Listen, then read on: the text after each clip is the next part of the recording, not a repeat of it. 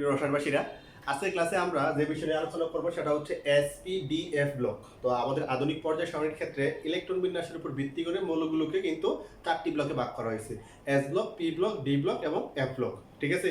তো এই পর্যায় সারণীর ক্ষেত্রে 4টা ব্লকের কোন কোন গ্রুপে মৌলগুলো অবস্থান করতেছে এবং মৌল সংখ্যাগুলো কত, যা আমাদের এমসিকিউর ক্ষেত্রে খুবই গুরুত্বপূর্ণ। তো আজকের ক্লাসে আমরা তথ্যগুলো জানবো। তো প্রথমে আসো এস ব্লকের কথায় যদি আমরা আসি, হ্যাঁ, তো এস ব্লকের কথা যদি আসো, পর্যায় সারণীতে তোমার কি গ্রুপ 1 এবং 2, ঠিক আছে, এবং গ্রুপ 18 হিলিয়াম, গ্রুপ 18 এবং কি হিলিয়াম, মোট মৌল হচ্ছে তোমার কয়টি? 14টি, মনে রাখবি। ঠিক আছে? তাহলে আমরা যদি এস ব্লকের সংজ্ঞাটায় আসি, কোন মৌলের ইলেকট্রন বিন্যাসে সর্বশেষ ইলেকট্রন যদি এস অরবিটালে প্রবেশ করে তাকে এস ব্লক বলে। ঠিক আছে? তো এস ব্লক মৌলগুলো হচ্ছে গ্রুপ 1, 2 এবং 18 হিলিয়াম, মোট মৌল হচ্ছে তোমার 14টি। ঠিক আছে?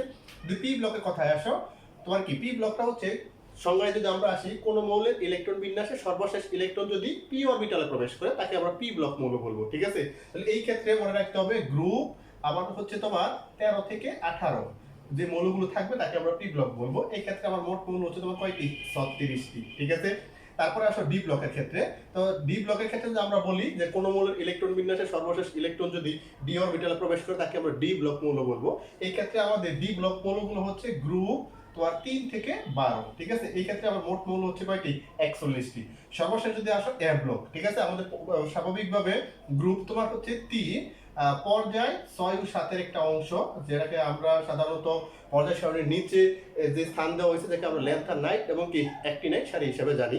এই ক্ষেত্রে আমাদের গ্রুপ 3 পর্যায় 6 ও 7 এর ল্যান্থানাইট এবং অ্যাক্টিনাইট সারির যে 27টি মৌল আছে, 27টি মৌলকে সাধারণত এ ব্লক মৌল বলা হয়। এই ক্ষেত্রে মনে রাখবা এল এ মানে ল্যান্থানাম, তারপর হচ্ছে এসি অ্যাক্টিনিয়াম, তারপর হচ্ছে টিএইচ থোরিয়াম। এই 3টি মৌল বাদ দিয়ে, অর্থাৎ ল্যান্থানাইট এবং অ্যাক্টিনাইট সারি, এই 3টি মৌল বাদ দিয়ে বাকি যে 27টি মৌল আছে তাকে সাধারণত এ ব্লক মৌল বলা হয়। ঠিক আছে? তাহলে তুমি একটু যোগ করো। এই ক্ষেত্রে এস ব্লকে 14টি, পি ব্লক হচ্ছে 36টি, ডি ব্লক হচ্ছে 41টি, এ ব্লক হচ্ছে তোমার কি 27টি। তাহলে ইউপে কর্তৃক স্বীকৃত মোট মৌল আমরা কয়টা পেলাম? 118টা।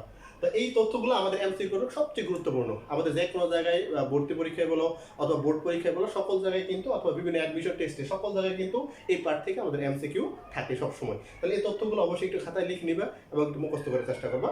তো আশা করি আমাদের বোর্ড পরীক্ষায় বা যে কোনো অ্যাডমিশন টেস্টের মধ্যে সব জায়গায় আমাদের কাজে লাগবে।